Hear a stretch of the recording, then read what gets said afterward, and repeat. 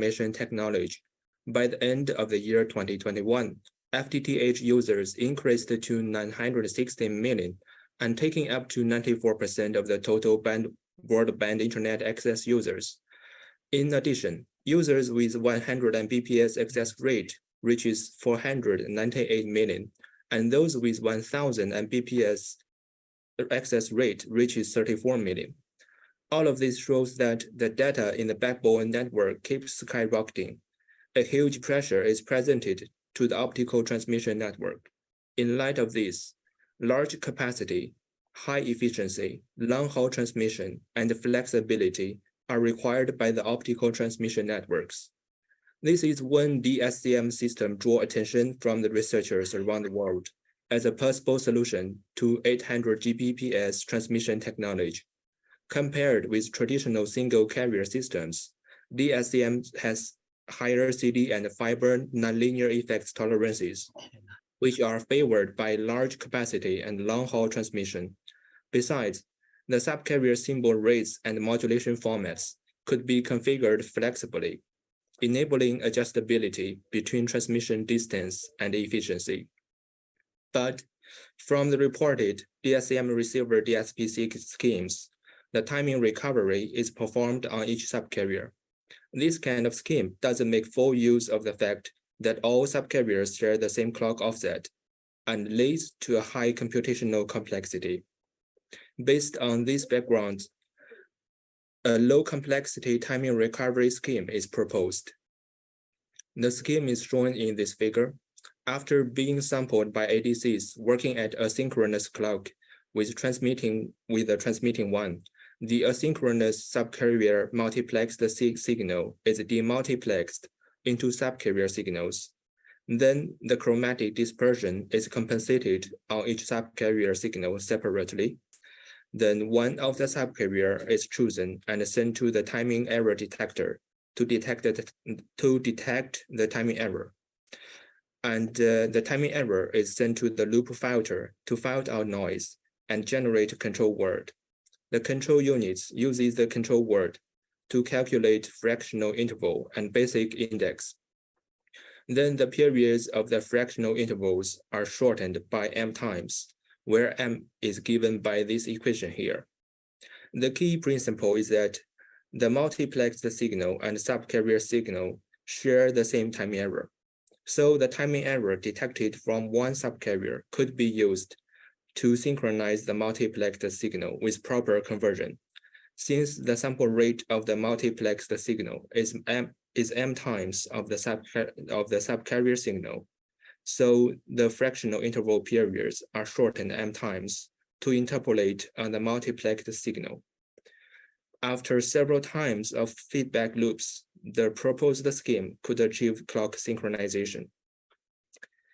The computational complexity analyses are made for the timing recovery on each subcarrier scheme and the proposed one.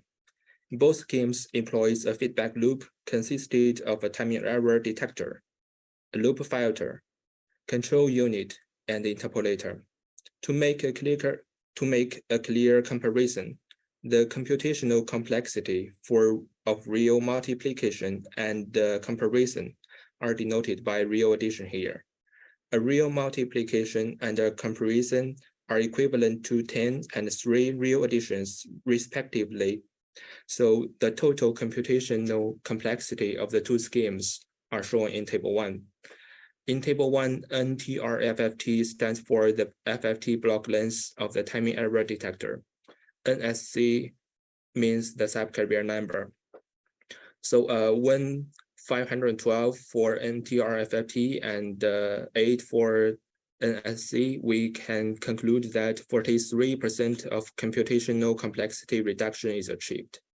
And from this table, we can also see that the proposed scheme has bigger advantages when the subcarrier number grows, because its computational complexity is in reverse ratio with the subcarrier number NSC.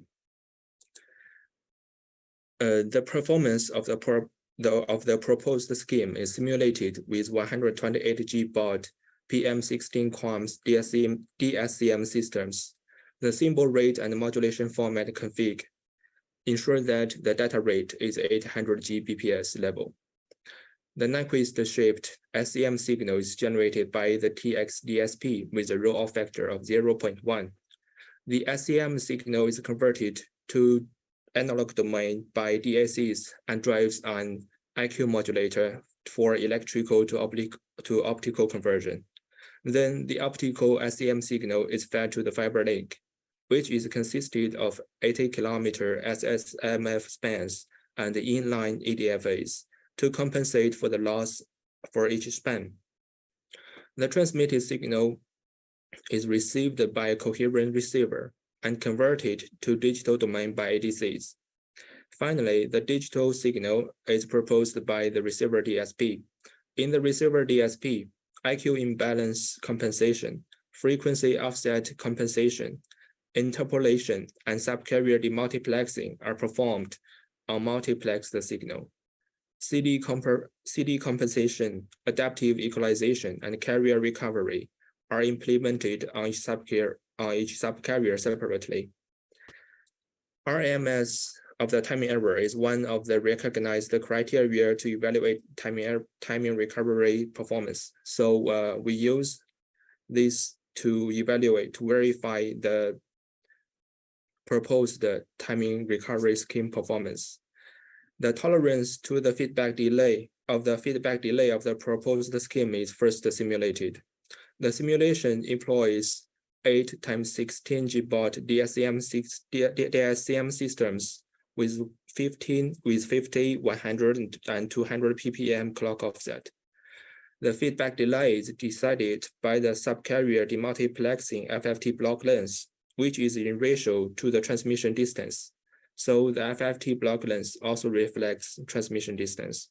From the simulation results, we can see that the proposed scheme could achieve synchronization even after 80 spans of transmission with a relatively large clock offset of 200 ppm.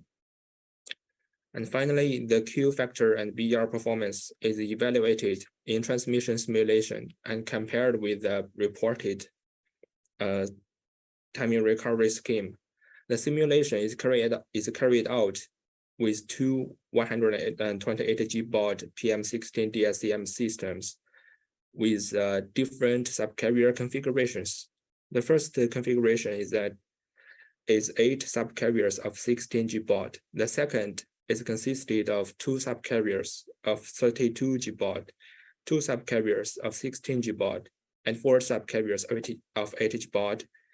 As shown in this figure 6, the Q factor of the proposed scheme have declined by 0.1 dB at maximum after 40 spans of transmission, compared with the reported schemes. So we can see the cost is very low and acceptable considering the 43% reduction of the computational complexity. Finally, in conclusion, the proposed scheme for DSCM systems has a low computational complexity compared to the reported schemes, and it could tolerate a great deal of feedback delay. Finally, the cost is only 0.1 dB, which is acceptable considering the computational complexity advantage it brings. Thank you for your attention and time. Okay, so thank you, Dr. Zhang. I think we have one question from online. Please. So the question is that is the PPM calculated at each subcarrier DSP? If yes, are there estimated or measured PPMs different among all the subcarriers? Sorry, I didn't get it. You can see that on the chat room, there's a question. Or maybe a Dr. A chat Angie, room. so can you ask question directly? Chat room. Let me see.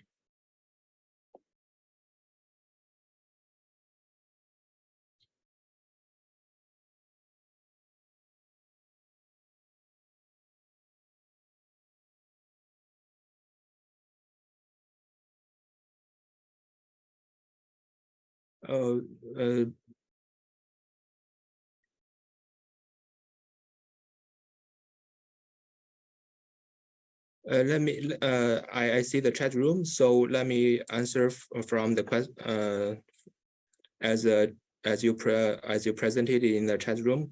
Is the ppm calculated at each subcarrier DSP? Yes, it is. And we choose only one subcarrier to calculate. Actually, not the ppm, it's a timing error. We calculate the timing error. And are the estimated measured ppms different among all the subcarriers? No, they are not, because we have a situation that all the subcarriers, they are sampled by ADCs controlled by one same sampling clock. So in theory, they are sharing all of the subcarriers, they are sharing the same ppms or the timing error.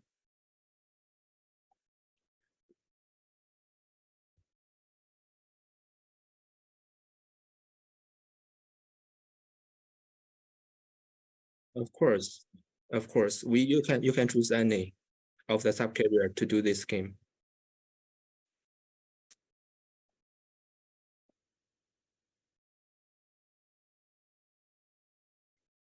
Okay, so thank you, Dr. Zhang. Thank you. So maybe I ask a further question. So have you done experimental verification on this proposed scheme?